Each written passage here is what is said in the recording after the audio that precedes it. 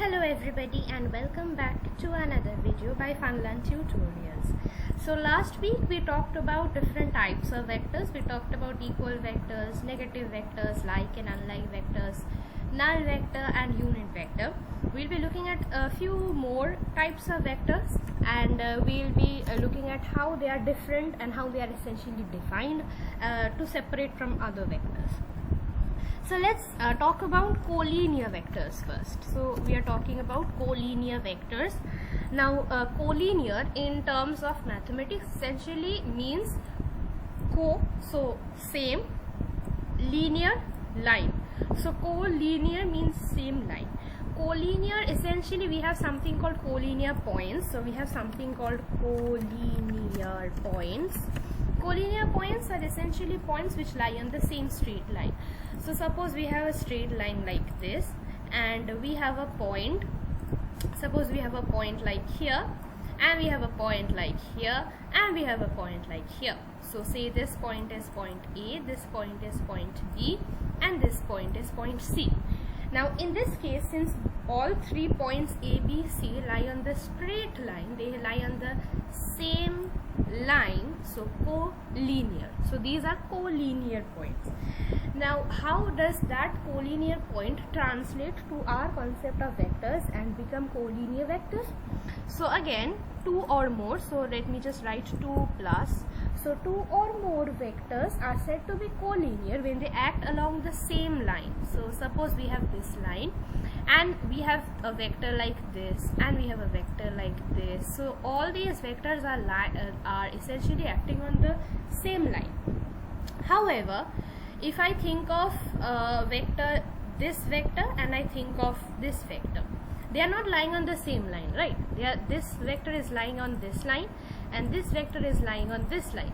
So in this case, these two vectors are not lying on the same line. So they are not collinear vectors. The collinear vectors need to act along the same line. However, in this case, based on the situation, these two vectors might qualify as collinear vectors if you think of these two lines as parallel. So if these two lines are parallel, again the collinear vectors principle or definition may actually hold. So essentially the thing is whether the direction is same or not. So essentially direction is of prime importance. Though these two lines do not lie on the collinear though these two vectors do not lie on the same line, they are actually lying on two lines which are parallel, right?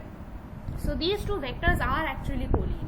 So it basically boils down to the direction. It's sort of similar to the concept of like vectors, because this vector, they are all like vectors, right? Sort of similar representation of collinear vectors. Similarly, we also have something called co-initial vectors. So this is the 8th type of vector that we'll be talking about. These are co-initial vectors. So co-initial vectors.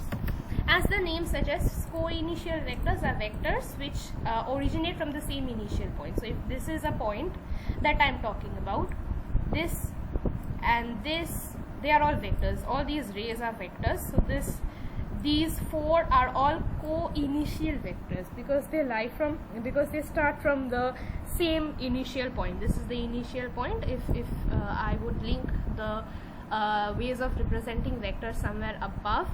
So these are the initial points, these are the terminal points, the arrowheads are the terminal points, and this is essentially a pretty self-explanatory explanation of co-initial vectors. Then we have something called coplanar vectors. So coplanar vectors are, again, as the name suggests, vectors that lie on the same plane. So again, in this case it will be a little difficult to explain in a 2-dimensional screen, but I'll try my best.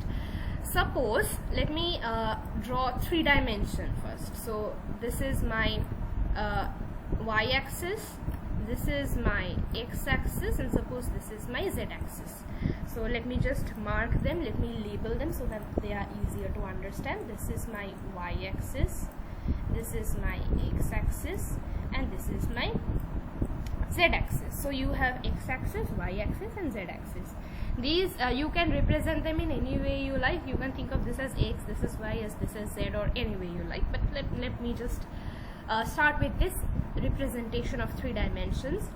Suppose you have a vector on the zx plane. So suppose you have one vector on the zx plane which is like this, right? And you have another vector again on the zx plane. Let me just draw that properly. And you have another vector on the zx plane which moves in this direction. Note that these 2 vectors are on the zx plane. So in that case you will call them coplanar vectors. But suppose now you have another vector which is maybe the same direction as this, but this green vector lies in the yx plane. So the blue vector, this blue vector which is pointing in this direction, which is this vector that I'm talking about, this blue vector is in the zx plane, whereas this green vector is in the xy plane, and they are not one above each other. Obviously it's very easy to understand. This is some on this side shifted to this side, so they are not again lying on the same plane. Again here we need to make a difference. As you know, you can draw a point, you can draw a plane through any 2 line segments. So if I talk about 2 line segments, that will not work, because you can actually think of a plane that passes through these 2 line segments. So suppose I draw another vector which lies in the yx plane. Now these 3, you cannot draw a plane which passes through all these 3 vectors even though they move in the same direction, because you can have one plane that moves through, that is essentially the xy plane that moves through these 2 green vectors. You can actually draw one vector, draw one plane that moves through this vector and this vector, and you can draw a plane that moves through this vector and this vector. But there isn't a plane that can move through all these 3 vectors. So these are not coplanar vectors. For coplanar vectors, they need to pass through the same plane. So coplanar vectors, essentially the difference between co-initial or collinear is, in case of coplanar vectors you need to have 3 or more, because any 2 vectors will always be coplanar. For any 2 straight lines you can always draw a plane passing through them. So for coplanar vectors you need to have 3 or more vectors. As you remember, in the initial videos we had collinear as 2 or more, equal vectors as 2 or more, but in case of coplanar vectors you need to have 3 or more vectors which need to qualify as coplanar vectors. So essentially these are the basic types of vectors. There are other advanced types of vectors and definitions that we can consider, but those are not that very important in terms of exams. So these are the basic types of vectors that we can talk about. Then there are certain theorems which we'll be discussing in our next week.